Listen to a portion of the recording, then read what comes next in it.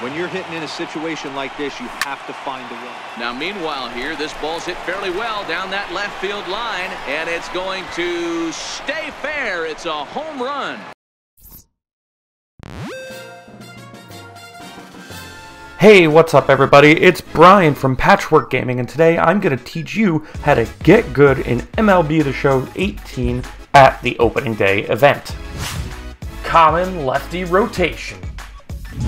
Using common starters will allow you to lower your team's overall rating so that you can put higher rated players in your team and your bullpen. I recommend using all lefties because a lot of the best players will be using a similar strategy, and they will put a strong hitting left-handed batter at the top of their lineup to try to get an early lead off of your common pitcher.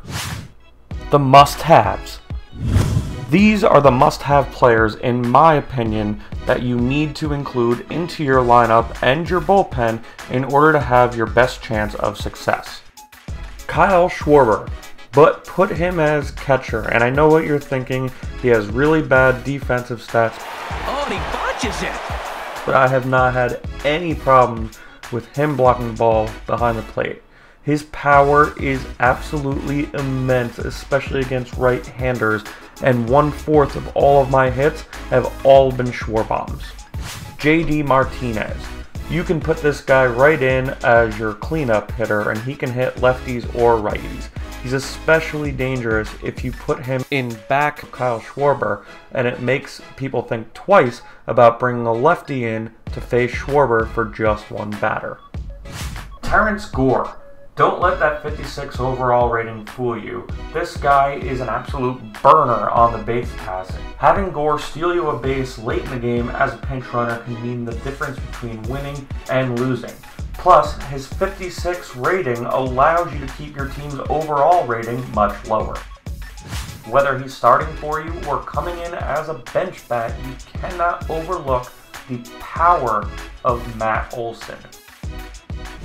A lot of opponents will be using very speedy players that can beat out infield hits like nobody's business. Having one of these two very strong defenders on your team will really help lock those down. Even though Trevor Story isn't as good of a fielder as Brandon Crawford, I prefer his right-handed power bat in the lineup to protect my left-handed hitters. Tony Watson is arguably the best left-handed reliever that you could put in your lineup for this event.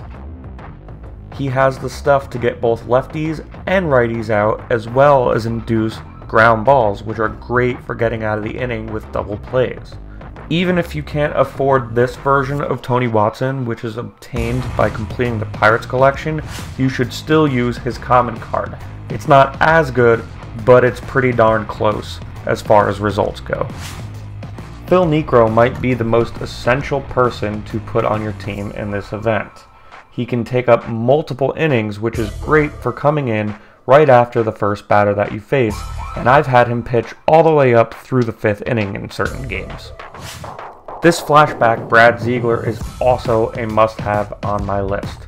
Just like Tony Watson, he can get a lot of ground balls and a lot of strikeouts. You can get both lefties and righties out, although you ideally want to use him as a righty specialist. Just like with shortstop, I put a premium on my center field defense. Having one of these guys to be able to go out and get that ball and track it down with their speed and also steal some bases late in the game can also be the difference between winning and losing a game. Hi, JD. Whether you're using JD Martinez or another poor fielder and keeping them in your lineup for their bat, you're going to want to hide their defense. You can do this by selecting what park you're going to play in. For instance, if I'm playing at Yankee Stadium or Citizens Bank Park, they have a short right field porch. I'll stick JD Martinez in right field in order to utilize that so he has less ground to cover. You can also flip-flop this if you play at Minute Maid Park or at Fenway Park with their short left field. Avoid ranked seasons. While it may be too late for some of you, don't go into ranked seasons. Your ranked seasons rating will determine the players that you get matched up with in the event. It may sound a little cheesy, but the easiest way to get 12 wins is to play weaker opponents. I hope you enjoyed this video. If you did, please give it a thumbs up and make sure to subscribe to our channel. Let me know down below who are your must-haves for this event.